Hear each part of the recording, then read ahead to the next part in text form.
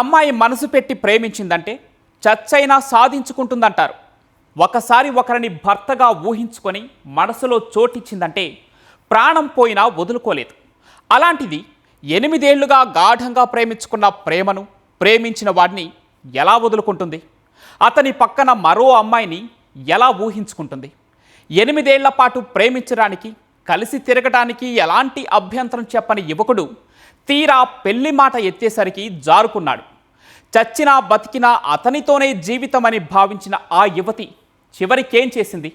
ఎలాంటి కఠిన నిర్ణయం తీసుకుంది?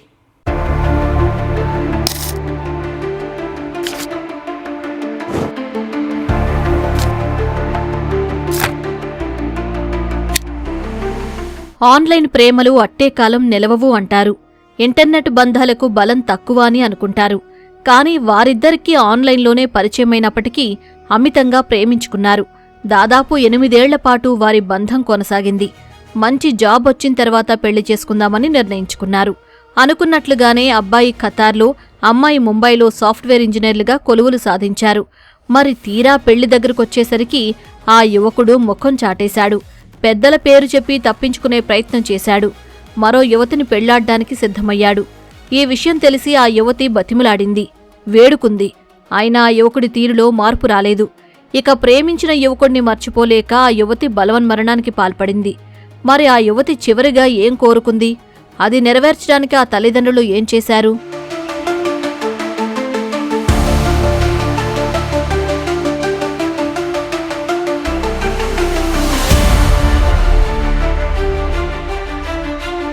గుంటూరు జిల్లా పత్తిపాడు మండలం కొండ్రుపాడుకు చెందిన ఆళ్లగడ్డ కీర్తి ముంబైలో సాఫ్ట్వేర్ ఉద్యోగం చేస్తోంది.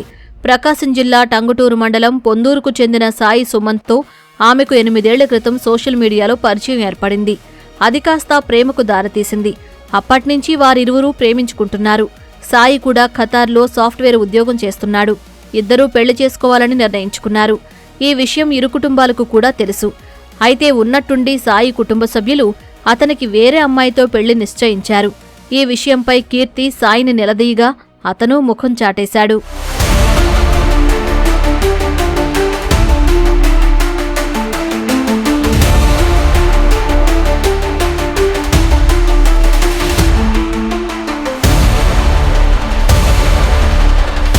ప్రాణం కన్నా మిన్నగా ప్రేమించిన తనను మోసం చేయవద్దని కీర్తి ఎన్నోసార్లు సాయిని బతిమలాడింది.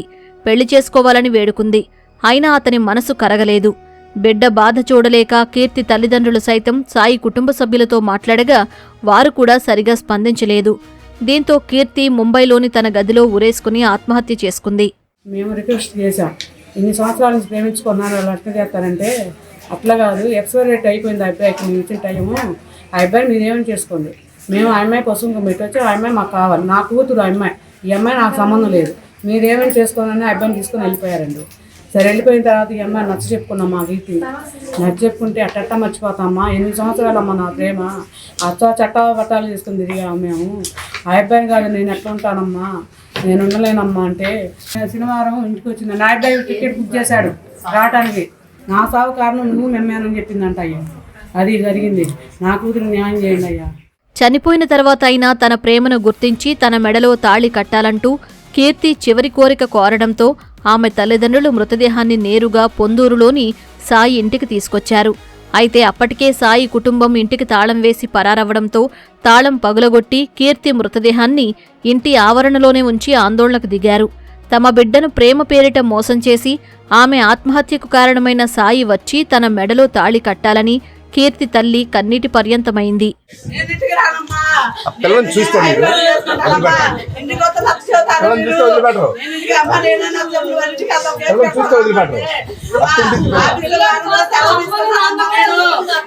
నేను 8 సంవత్సరాలు ప్రేమించాను కాబట్టి నాకు ఆ అబ్బాయి మొగుడు, నా జీవితం అంతా యథా చేశాడు.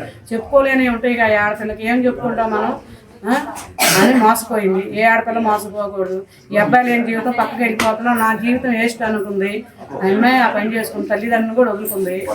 ఆ అబ్బాయి కావాలి నేను కోరుకునేటంటే ఆ అబ్బాయి వచ్చి ఆ అమ్మాయి మెడలో తాళి కట్టి సంస్కారం చేసుకోమని నాకు ఆ కోరిక వాళ్ళ మేనమామని నేను అడిగేదేందో. సాయి కుటుంబ సభ్యులు కలగజేసుకుని అంత్యక్రియలు జరిపించడంతో విషాదం సద్దుమణిగింది. అయితే సాయి ఇప్పటికే ఖతార్ తిరిగి వెళ్లిపోయాడని సమాచారం.